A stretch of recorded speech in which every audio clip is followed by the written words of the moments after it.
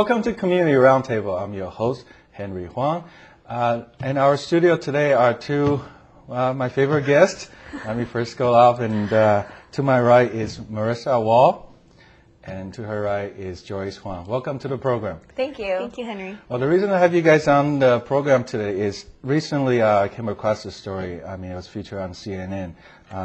The background of the story is actually, an American couple actually, in their college years, they're attending college and went to a local pub and actually ordered some food with their friends. They were told, I believe, was 6 of them. Mm-hmm. And then, they actually got arrested at the end of the meal because the store owner asked the police to come because they refused to pay their, I guess it's, we commonly call it tip, but they call it service charge. Right. They defended by saying that, the service was poor. They had to wait an hour to get their food. They even have to, the lady even claimed that she actually had to go to the bar and pick up the fork and the utility silverware herself. So they don't feel that, it's justified to pay gratuity because usually we always thought of it, it's something that it's not mandatory. Mm-hmm. It's because you provide us a good service. Obviously, we want to reward the good service we pay. Mm-hmm. However, they got arrested. They got thrown down at the police station, right up and stiffed and so forth. So what do you guys think? Do you think that gratuity is mandatory? Well, definitely sometimes it really depends on the situation, where you're eating and what type of food you're ordering. Usually for takeout, you don't have to pay gratuity. But then if you're sitting down at a restaurant and actually taking time to eat your food, then definitely you should leave a small tip for the waiters and servers. Mm-hmm. Mm-hmm. I think this is a really unique type of situation just because, you don't think about it when you're with a big group of people like these college kids were, and then when there's 6 of them, and most of the time I think when you have a party of 6 or more, they do add on a mandatory service charge, right? Mm-hmm. So in that sense, it's because they're serving a larger party and it's harder for that one, waiter to do that. So I mean, I think in that sense you do, but I'm a full believer in, believing that a tip is indicative of the type of service that you received. Right. So it's kind of a touchy situation. Right, good, you brought that up. But, what I want to talk about today is, I mean, we enjoy a nice meal and the server, was nice to us. We feel it's completely right because that's what we brought up here in Western culture, leaving them a tip for, the good service they provided. But this case was different.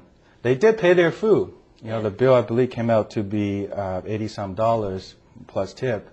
They did pay the portion of the food they ordered. However, they just refused to pay for the tip part because of the bad service they received. Right. I mean, what do you think? What will you do in that situation? I think at most establishments, they tell you to tell the management and complain to the management. Because if you go to some restaurants, they even have a comment card for you to write your address, your phone number, how they can contact you about your comment. And so you would probably still leave the tip, a minimal tip at least, or in this case, whatever the bill states, and then complain to the management and say that my service was really poor, is there anything that I can get out of it? Because really, you go out to enjoy yourself and to have a nice meal.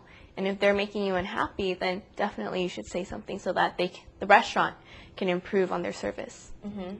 Well, at this case, apparently from the news story that I read, they did complain to the management. And in fact, it was the restaurant owner that called on the local law enforcement to come out and actually have them arrested and brought into the police department. I mean, do you think that's justified?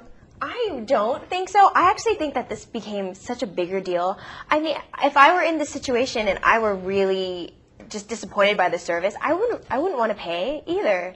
But I wouldn't think that I would leave, and like it said in the article, they happy hour ended in handcuffs, Yeah, well, definitely, yeah. Okay, in this case, if the restaurant owner was the one to call the cops, and I think really the restaurant owner didn't know what he was doing, because what type of press would he be receiving? If he wanted to attract more customers, he should say, okay, I'm so sorry, I'm going to comp your meal, please come back next time. Right. And that way, as a customer, I'd go home, be happy, tell all my friends about it, and then we would go again next time and see if it gets better. I wouldn't want to walk away handcuffed because nobody would go then.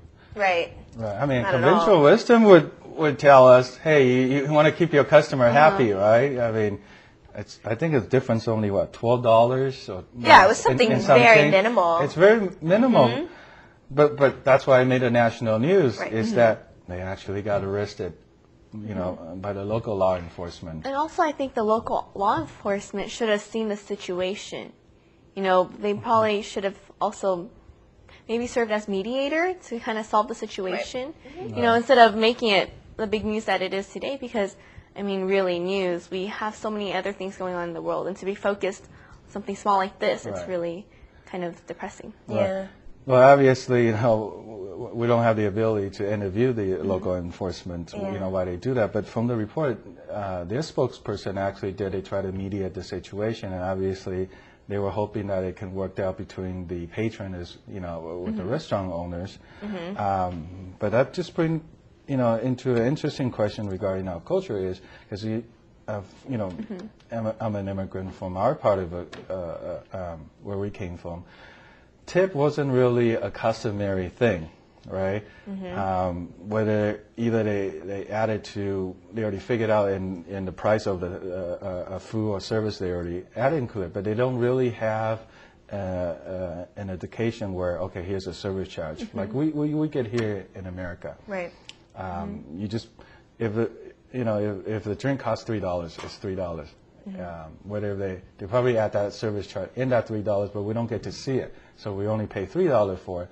But here in America, you know, we know if a drink is $3, we typically we do our little. Some have their little calculators, or so I even see some tip card. You know, a whole bunch of kind of things coming out. You know, and if you're a little richer or more giving, you know, or you like right now, you can do your.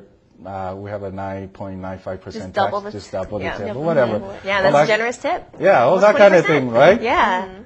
But that's not something that's customary back in Asia. So do you ever? I know you two have some stories about it. Do you ever come across that with these cultural differences? I mean, most definitely. I mean, here it's so common to just, you know, at least leave at the very minimum 10%. And then usually 15 or sometimes 20, depending on how you felt about the server or the service, establishment, all that. But, I mean, this past summer I went to Taiwan, and my grandpa was, you know, being kind of grouchy. And so I felt bad for the taxi driver, because here, you know, we would always try to compensate for the situation. Right. And so I think maybe, for example, if the cab fare was $95, then I would just leave $100. Right. And just let them keep the $5. And to me, I mean, that's very minimal, especially with the exchange rate. It's, I mean, it's nothing. But when I told my mother, I was like, oh yeah, I just like gave them the money and I didn't ask for change. I told them to just keep it, and I just helped my grandpa out. She got so mad at me. She's like, oh no, you're ruining the system in Taiwan, because they do everything by distance. And if, you know, the amount you gave them would have driven you maybe another 2-3 more blocks before, you know, they get the money. Right. And so she said that it's not just about leaving a tip or a good impression or lifting somebody's day. It's really just a principle and system. You don't want to change the system. Right. Definitely. If you start doing that, or if more tourists start doing that, you know, what if it becomes customary? And it'd be a very big change for the culture in Taiwan. Right. So. Well, I'm sure the taxi driver was happy. I know. They were very surprised. And I was like, oh, no, don't worry. They were like, are you sure? And I was like, oh, you know, it's just $5. You know, I have to help my grandpa. It's okay. Don't worry about it. Right. And I mean, I definitely made them happy, but maybe that wasn't the right thing to do.